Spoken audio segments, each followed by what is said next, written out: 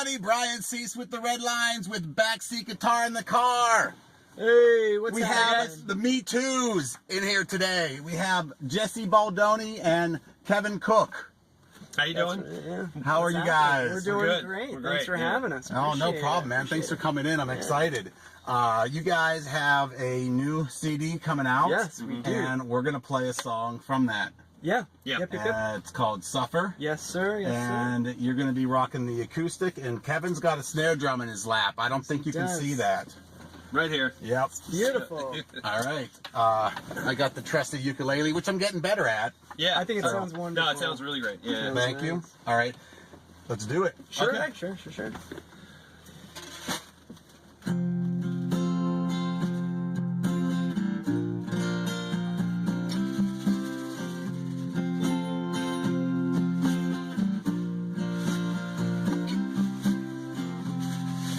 I've been walking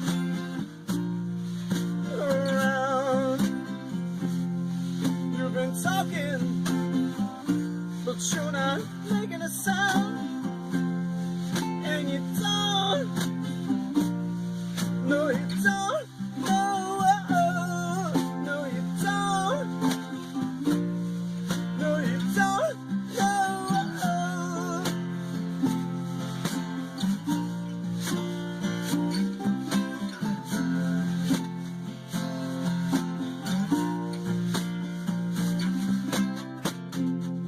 And my feet hurt, and my brain's hurt. You can suffer if you want to. You can suffer if you need.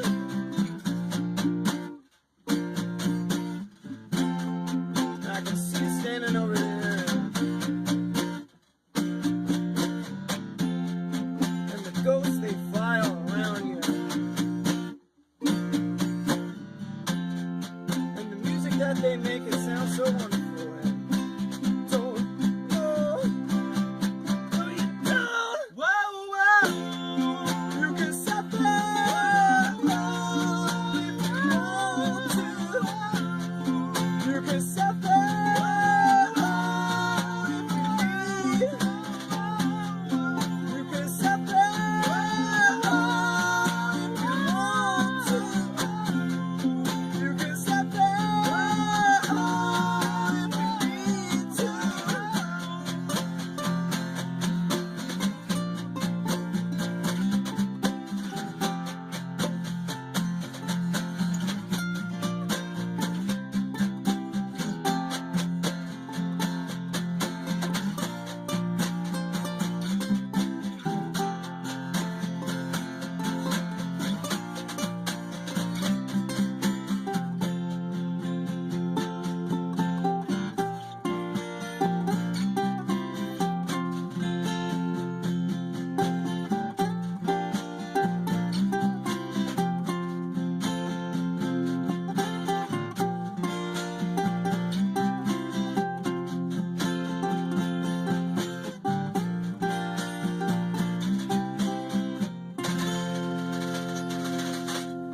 All right. There we go.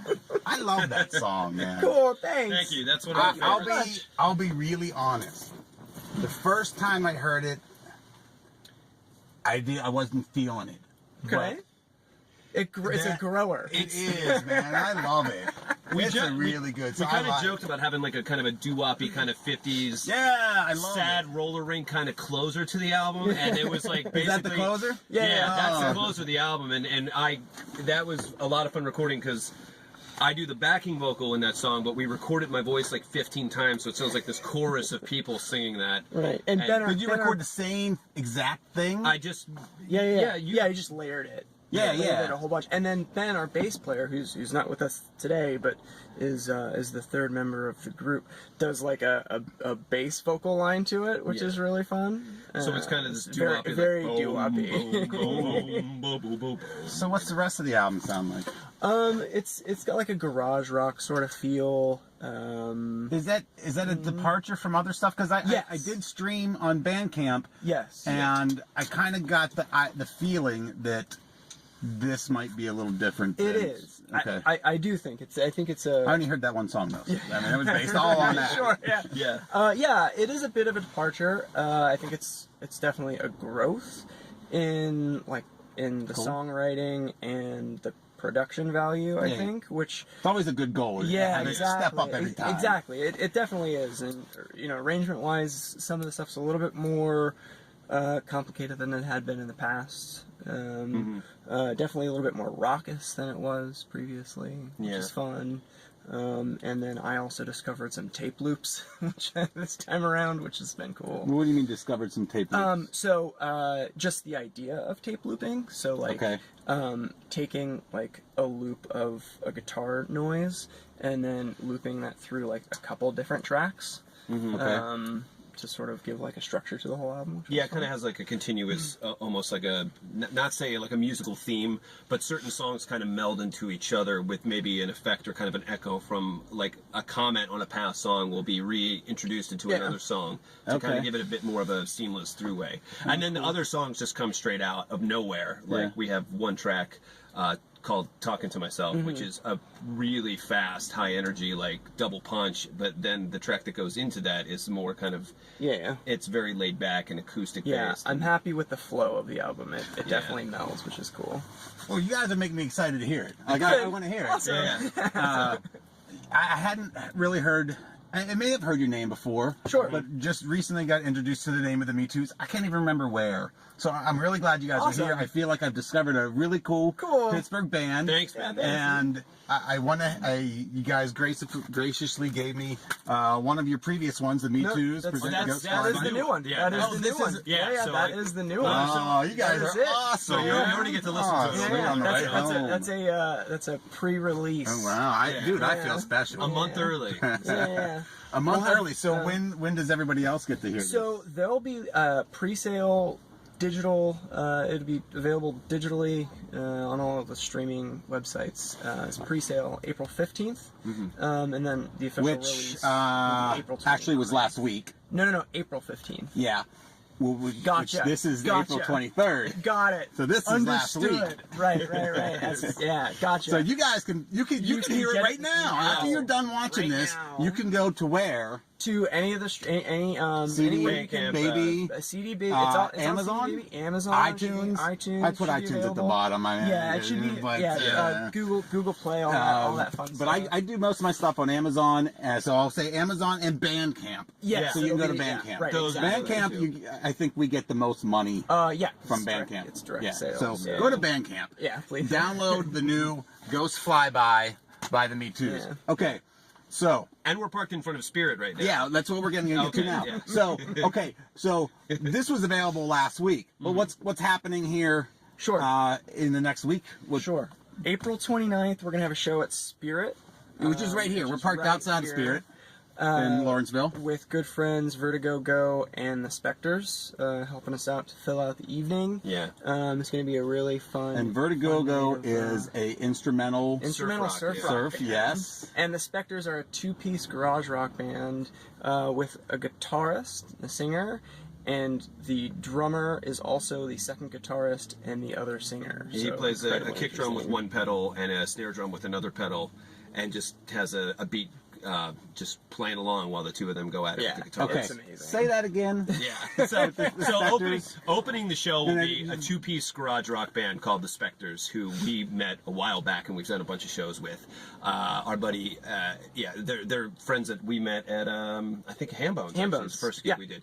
So they're two pieces and one guitar player and then a second guitar player who coincidentally plays a kick drum and a snare. Okay. At the same time, providing their backbeat. Yeah, somewhere in that I got lost somewhere in that last one. I don't don't know why. Yeah. But, okay. It's really interesting to watch. That's our buddy James who does that, and Dan is the guitar player and singer, and they both sing as well too. Right. Okay. So and Vertigo Go is a band that we have been friends with in various other projects and as Vertigo Go for a long time, and they're just a killer 3-piece surf rock outfit, and I mean it's a packed night. We decided to not only get some of our friends in, but like 2 other really great bands and sandwich ourselves in between those. So Nice, yeah. nice. It's gonna be a fun evening. Yeah, I'm gonna try to make that one. Yeah, I'm gonna try. Yeah.